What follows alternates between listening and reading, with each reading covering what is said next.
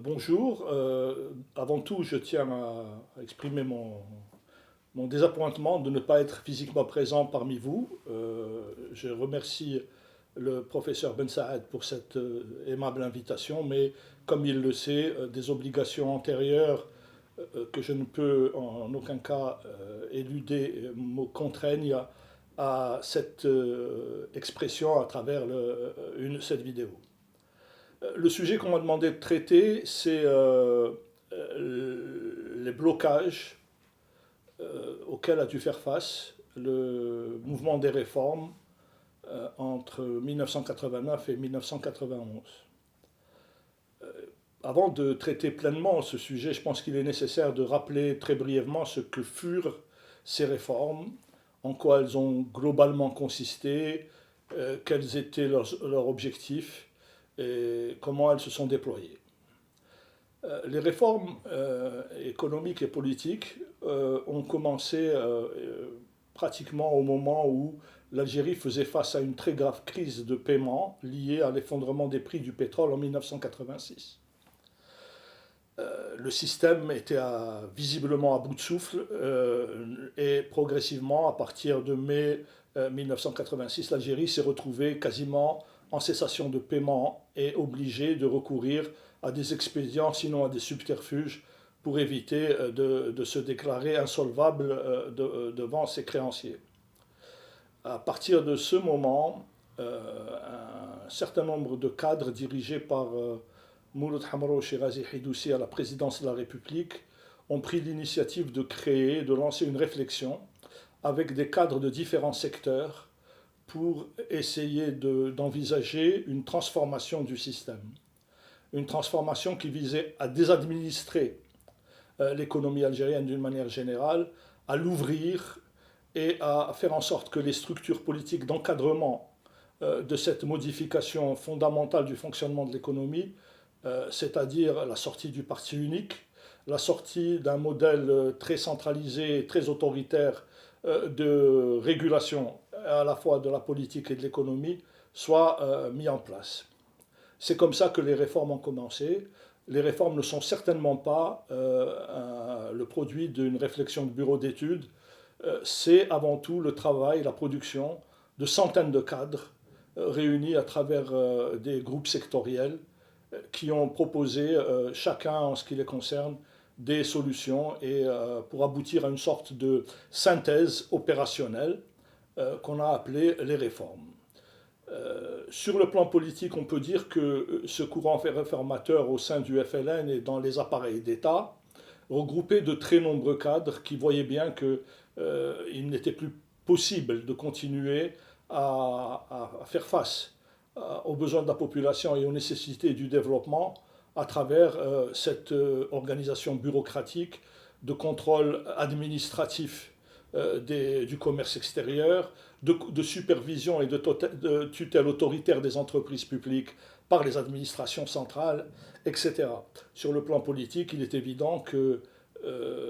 la mise en état opérationnelle de l'économie ne pouvait s'accompagner que d'un cadre institutionnel, juridique,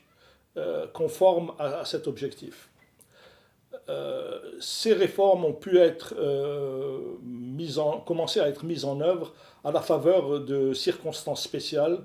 qui ont certainement été évoquées, mais que j'évoquerai très brièvement. À partir de 86, la crise du régime s'intensifie. Les partisans de l'économie de bazar, d'une sorte d'ouverture infitahiste à l'égyptienne, se manifestent de plus en plus ouvertement. Ces gens-là sont organisés autour d'officiers supérieurs de l'armée, de généraux, souvent originaires de l'armée coloniale, qui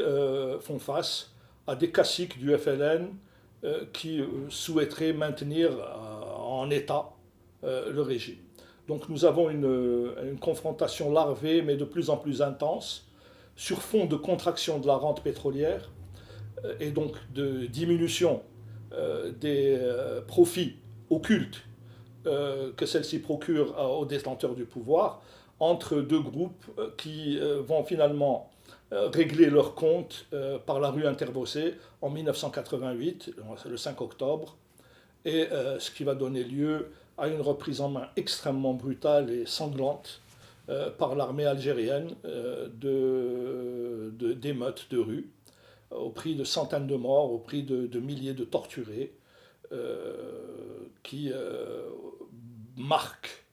la rupture et la déstabilisation profonde de l'Algérie qui ne s'est pas résorbée jusqu'à ce jour. Le président Chedli, en 1980, après les événements d'octobre, avait deux options. La première consistait à la poursuite de la politique de la main de fer par l'imposition d'un système répressif, ou, à la suggestion des réformateurs, essayer plutôt une voie pacifique d'ouverture vis-à-vis de la société et de la population, en suggérant une réforme constitutionnelle pour abolir le parti unique, pour ouvrir les libertés publiques, pour essayer d'instaurer les conditions préliminaires d'un état de droit. Le discours du 10 octobre 1988 du président Chedli ouvre cette période. En février 1989, la constitution démocratique est votée et les réformes commencent à sortir du cadre de bureau d'études, en quelque sorte, dans lequel elles étaient enfermées jusque-là pour s'ouvrir à la société. Mais il est jugé, le rythme de l'application de ces réformes et d'ouverture est jugé insuffisant. Et le président Chedli charge en septembre 1989 les réformateurs de prendre les rênes de l'exécutif et d'appliquer eux-mêmes les orientations qu'ils ont contribué à élaborer. Le gouvernement des réformes va d'abord être accueilli assez favorablement par la haute hiérarchie militaire et par les caciques qui dirigent en sous-main le régime. Le président Chedli appuie nettement cette démarche et en réalité, beaucoup de gens qui aspirent à une ouverture libérale de l'économie sont plutôt satisfaits par le nouveau statut des entreprises publiques, sont plutôt satisfaits par un certain nombre de mesures d'ouverture et de démonopolisation. Mais très vite, à partir du moment où les réformateurs vont s'attaquer au chantier du commerce extérieur, qui est notoirement une source de corruption majeure avec les grands contrats du secteur public, très vite, une levée de bouclier va avoir lieu et la presse indépendante, libéralisée par le gouvernement des réformes, va beaucoup relayer une campagne anti-réformateur qui va prendre de l'ampleur à partir de l'élaboration de la loi sur le monnaie et le crédit au cours de l'année 90. Cette loi enlève à l'exécutif la prérogative de gérer la monnaie, essentiellement en assurant l'autonomie de la Banque centrale, ce qui limite de fait les tentations de gestion démagogique du dinar et de subventionnement à perte de vue des produits pour calmer des produits de première nécessité pour calmer les malaises sociaux. Cette campagne va aller crescendo, en atteignant des sommets d'absurdité autour de l'année 90, où des accusations absolument extraordinaires sont portées contre un certain nombre de cadres dirigeants du mouvement réformateur. Et on sent bien qu'il y a un divorce qui s'installe entre ceux qui ont le pouvoir de fait derrière le paravent de la présidence de la République et les réformateurs. Ce divorce va avoir lieu, va être consacré en fait en septembre 91 par un célèbre discours septembre 90, pardon, par un célèbre discours du président Chedli qui annonce des élections législatives anticipées pour le courant de l'année 91. Ceci en contravention flagrante avec les engagements qu'il avait lui-même fournis quand le gouvernement réformateur a été installé, de laisser une période de 3 ans pour permettre à cette action réformatrice de porter ses fruits et de pouvoir organiser dans des conditions sereines, des conditions de calme et d'assurance, des élections qui soient réellement représentatives. À partir donc de ce discours, on sent bien que le gouvernement réformateur est privé de son soutien institutionnel le plus puissant, le président de la République. En même temps, la poursuite des réformes suscite de plus en plus de réactions et de plus en plus de réticences, notamment de la part des chefs des services de sécurité, qui, avec des relais médiatiques, vont accélérer cette campagne de dénigrement, cette campagne de presse complètement hystérique contre les réformateurs. À partir de mai 1991, les dirigeants islamistes, grisés un peu par le succès qu'ils ont eu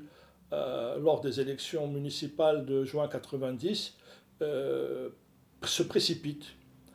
dans une grève insurrectionnelle pour assurer au plus tôt